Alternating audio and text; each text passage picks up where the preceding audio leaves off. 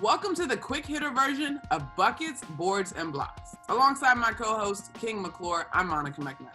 This week, our featured guest is Gene Wong of the Washington Post, and we talk the legacy of Big John, Coach John Thompson, who was known as a pillar of the game of basketball, but in many ways, he was a pillar off the court, even more so.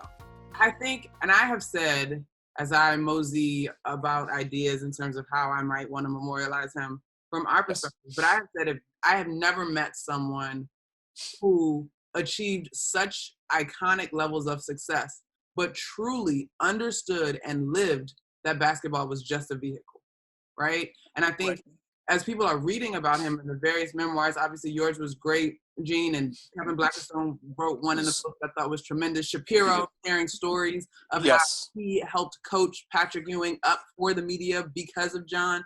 Coach Thompson also had a whole master's degree in counseling, right? I think people forget that basketball really was just a vehicle for him. Like, he cared about his players and their success beyond just the game. And for me, sitting on the other side, after he retired, obviously, I mean, I'm on campus 2007, 2011, but he sat in that big wooden chair in McDonough at our practices. I doubt that he was as vocal as he was with the guys, but he was there to support us.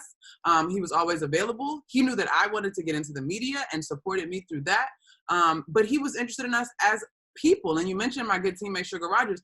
Let me tell you, Gene, Sugar is now working on her second degree and wants to go. When she got to the hilltop and I was tasked with dealing with her, I believed that hell had frozen over if she was going back to school. But Coach Thompson had his hand on her and was part of her growth and her success. I just want people to know that, in a way, especially on the women's basketball front, he was Kobe before Kobe made the orange hoodie cool. Because he cared about us, the game that we played, because we love basketball, but also just as us as young women. He, one of his famous lines is, and a lot of people who are have been on the hilltop know this: don't let 8 pounds of air determine your life. Basically what he's saying is, don't let that basketball determine who you are. There's so much more to life. There's so much more you can do. And his players certainly he had a ton of NBA players. There's no question about it. But what some of those players have gone and do after they're done in the NBA, look at Dikembe Mutombo. Look at all the humanitarian work he's done. He's a perfect example. Michael Jackson went on to the Kennedy School of Government, at Harvard. I mean, there's player after player have done things off the court that he kind of embodied what John taught them.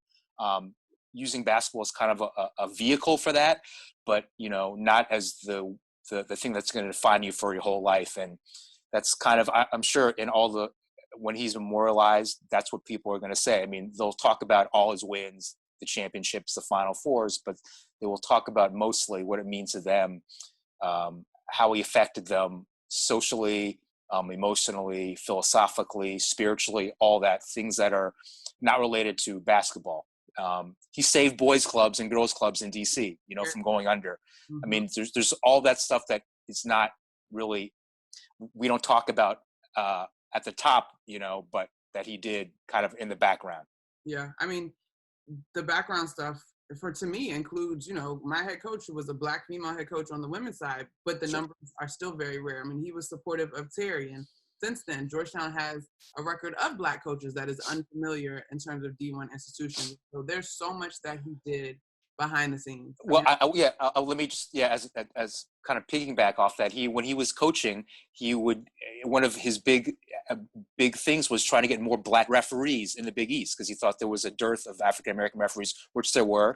And also he wanted to have more African-American assistants with the hope that they would go on to be head coaches at major programs. So, I mean, his impact was there too, to get more African-Americans involved, not just playing, but in coaching and in officiating.